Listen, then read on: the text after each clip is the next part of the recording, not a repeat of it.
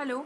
So as you can see here today we are discussing so UGC net की नई syllabus आ चुकी है और वो किसकी है, वो है स्टैटिस्टिक्स की सिलेबस। नया सब्जेक्ट है, मैं तो बहुत एक्साइटेड हूँ, आप लोग भी हैं क्या। और इसकी कोड है 107। सो ये नया नया इंट्रोड्यूस हुआ है यूजीसी नेट से स्टैटिस्टिक्स। पहले तो था CSIR यूजीसी नेट का मैथमेटिकल स्टैटिस्टिक्स, लेकिन अभी सेपरेटली यूजीसी नेट ने निकाल ली है।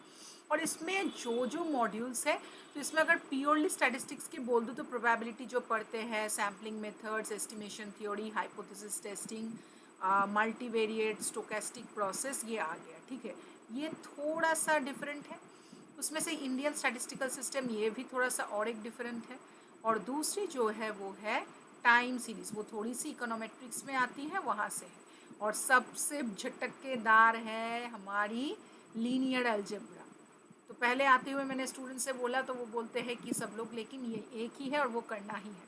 अगर हम लोग डेटा साइंस में बाद में जाना चाहते हैं तो ये बहुत ही इंपॉर्टेंट है। अब आते हैं ईच में। प्रोबेबिलिटी में तो हम लोग को प्रोबेबिलिटी, कंडीशनल प्रोबेबिलिटी जैसे करते हैं, बेस थ्योरम, इंडिपेंडेंट इवेंट, ये सब करना है।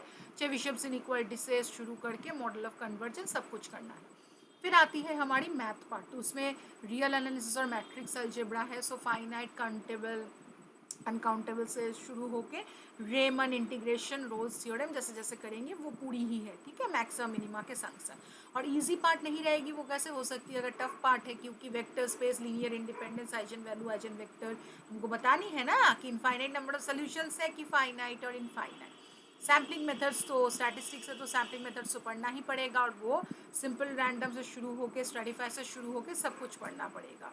और स्ट्रेटिफाइड प्रोबेबिलिटी, नॉन प्रोबेबिलिटी को।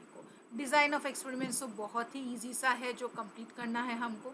उसके संग है estimation theory, unbiasedness, consistency, method of movements, Rao Cramer, सब कुछ है। कंप्लीटनेस, इंटरवल एस्टिमेशन, और नेम एंड पियर्सन लेमा तो हम लोग भूल ही नहीं सकते हैं, likelihood ratio test, chi square test.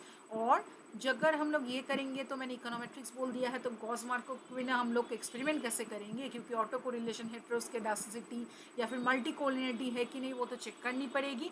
Finally आती है टाइम सीरीज। अगर हम लोग इतना ही कर लेंगे तो टाइम सीरीज को भी करना है, क्योंकि अगर हम लोग को चाहिए augmented Dickey Fuller test, ARIMA ARMA model, तो हमको टाइम सीरीज लगेगी।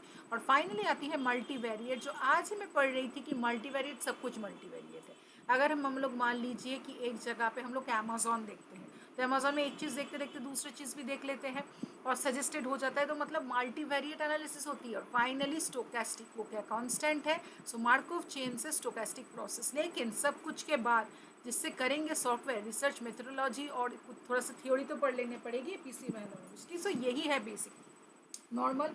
सभी की 10 यूनिट्स होती है, इसकी भी 10 यूनिट्स है। So best of luck.